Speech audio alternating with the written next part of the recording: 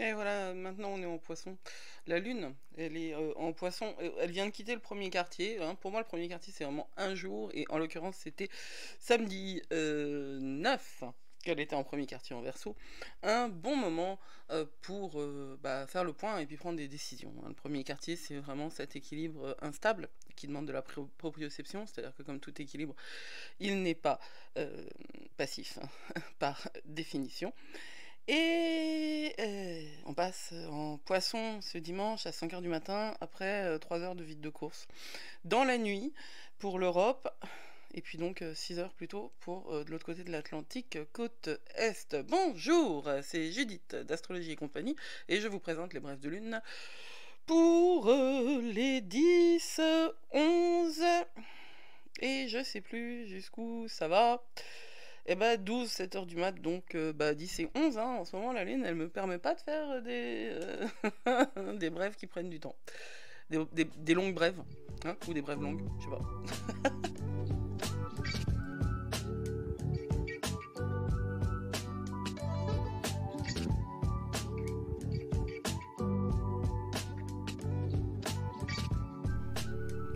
Alors, je vais commencer encore, mais c'est la dernière fois, hein, par dire que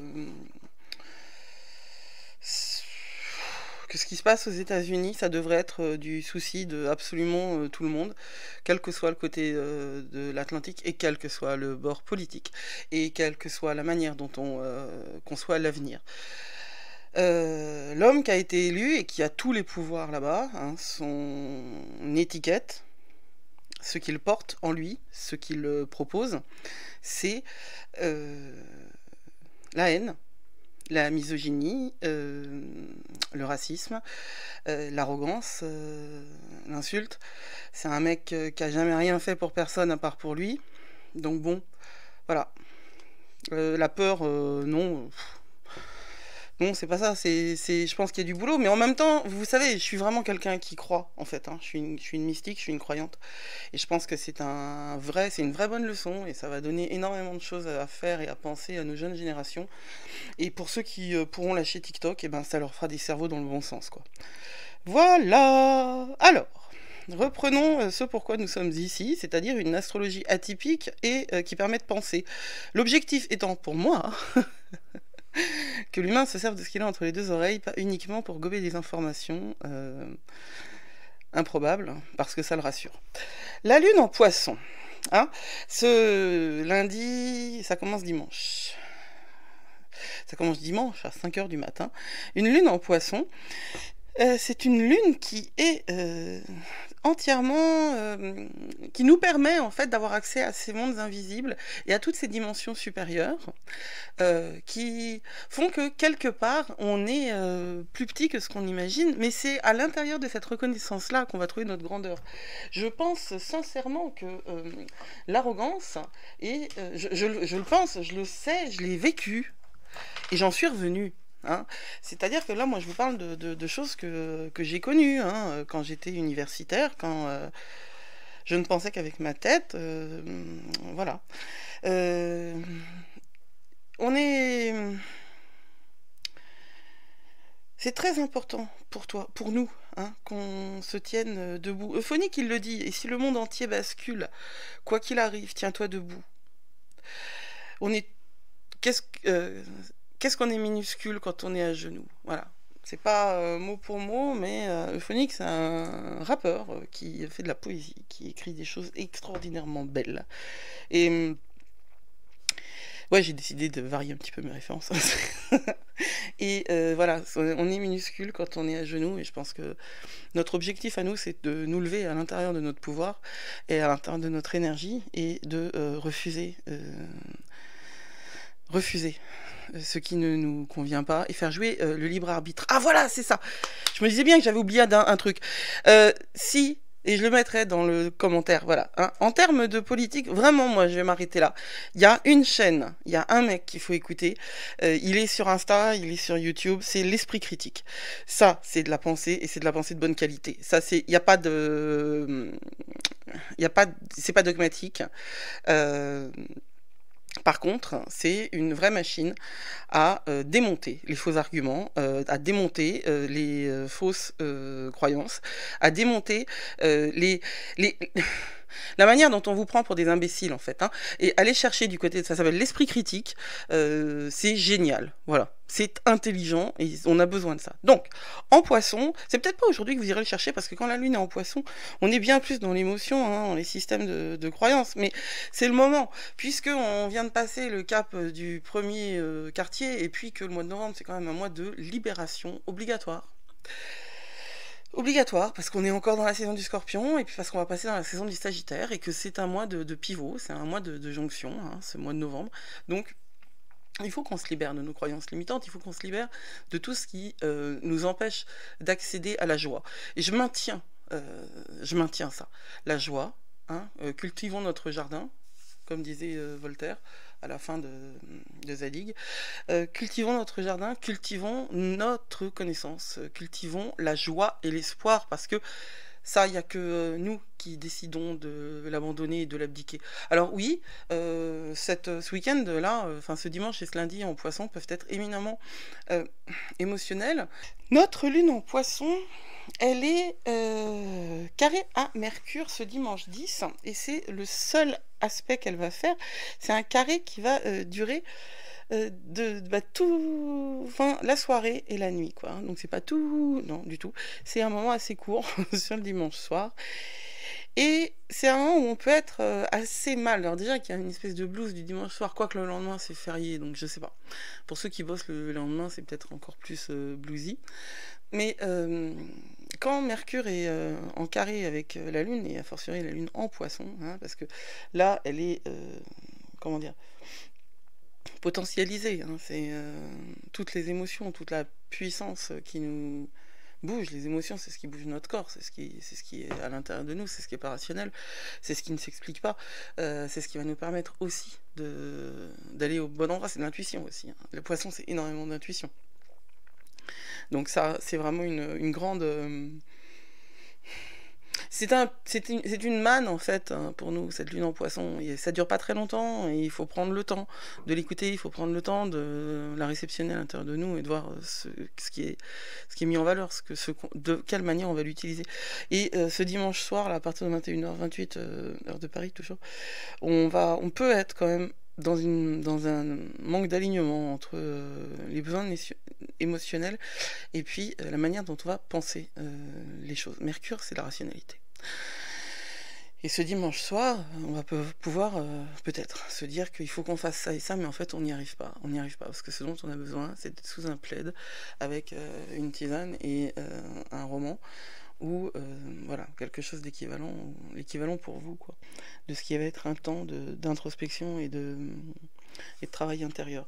Ça peut être aussi un bon moment pour interroger ses cartes, interroger toutes les manières dont vous pouvez travailler la divination. Alors quand je parle de divination, c'est comme quand je parle d'astrologie, il ne s'agit pas de savoir ce qui se passe demain, il s'agit de comprendre ce qui se passe maintenant en nous, parce qu'il n'y a que comme ça qu'on pourra naviguer demain proprement, hein. Je pense que vraiment, ce dont il est question surtout maintenant, c'est d'être en lien avec nous, et de s'entendre, soit s'écouter, faire attention à ce qui se passe à l'intérieur. Le lundi 11, ce qui, je vous le rappelle, hein, c'est l'armistice, c'est la fin de la Première Guerre mondiale. Une armistice qui a été éminemment humiliante pour l'Allemagne et qui a donné naissance à Hitler après. Je ne vois pas le rapport avec la situation actuelle, je dis simplement que on doit honorer la paix, ouais. On doit honorer aussi ceux qui ont perdu leur vie durant cette Première Guerre mondiale qui a été épouvantable. Et puis parmi ces gens-là, il y en avait plein qui faisaient partie des colonies, hein, donc qui n'étaient pas blanc-blanc, et qu'on a oublié quand même, globalement. Parce qu'après on leur a enlevé, hein, le statut de français. Et puis c'est quand même dans l'arrogance de la supériorité française et anglaise qu'a été signé le traité de Versailles. Et on connaît la suite, si on connaît l'histoire, on connaît la suite. Donc soyons conscients que ce que nous faisons a toujours un impact sur ce qui se passe derrière. Alors, On a en plus, pour nous amener à cette conscience-là, une conjonction entre la Lune et Saturne, ce que je trouve assez fascinant parce que cette conjonction, elle est obligatoirement associée à un carré à Jupiter. Hein. Je vous rappelle que Saturne est carré à Jupiter en ce moment. Et c'est le troisième carré Saturne-Jupiter. Alors, la conjonction de la Lune et Saturne, c'est comme une espèce de voile sur nos émotions. Hein. Il y a des émotions qui sont là, qui sont extrêmement puissantes, et en Poisson, normalement, les émotions, elles sont puissantes et elles sont audibles. Et puis quand c'est en conjonction à Saturne, s'il y a comme une espèce de voile, de filtre, on va pas les recevoir complètement. Il faut prendre ça, c'est de minuit 58 à 4h20, donc c'est dans la nuit. Pour l'Europe, là aussi, rêve, hein, notez, notez, notez, notez. Notez vos rêves, notez ce qui se passe en vous. Notez ce qui se passe en vous, faites attention à vous, écoutez-vous. Pas au sens où il faut lâcher prise.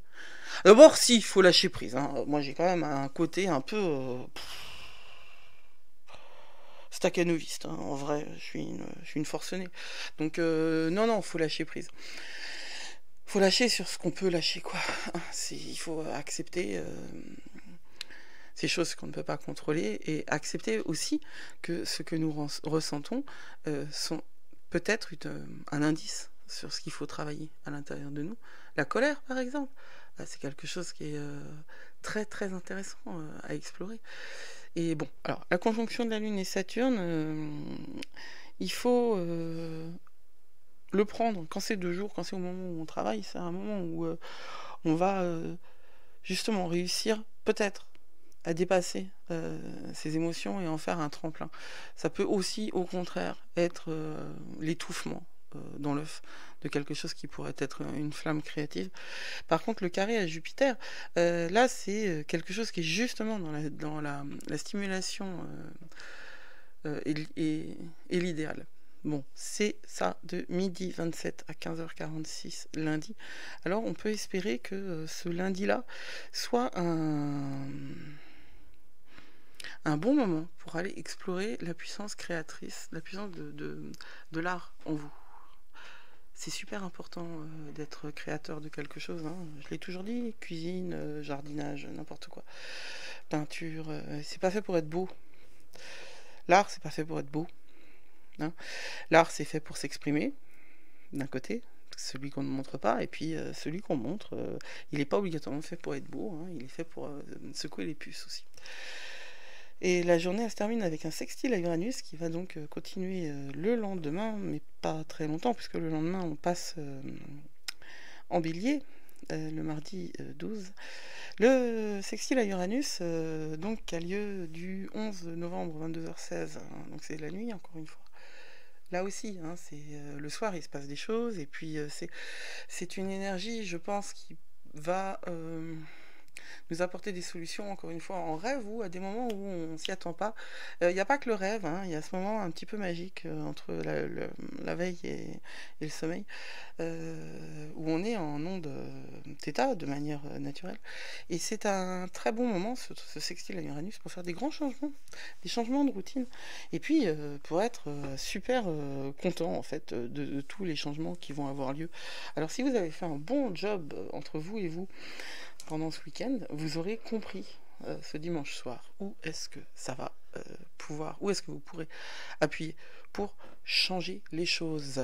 Alors les autres influences qui sont vraiment super intéressantes ce lundi 11 novembre, c'est que Mercure est carré à Saturne. Les carrés, ils sont là pour nous challenger, ils sont là pour nous pousser à regarder dans des endroits où on n'a peut-être pas obligatoirement envie de regarder.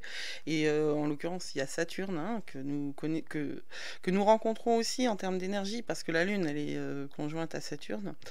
Ce carré-là, eh bien, il va mettre, entre Mercure et Saturne, il va mettre le doigt sur les responsabilités, le fardeau des responsabilités et sur la manière dont on peut être dans des attentes irréalistes par rapport à nous-mêmes et qui nous poussent en fait. Le perfectionnisme, c'est pas un problème en tant que tel, hein.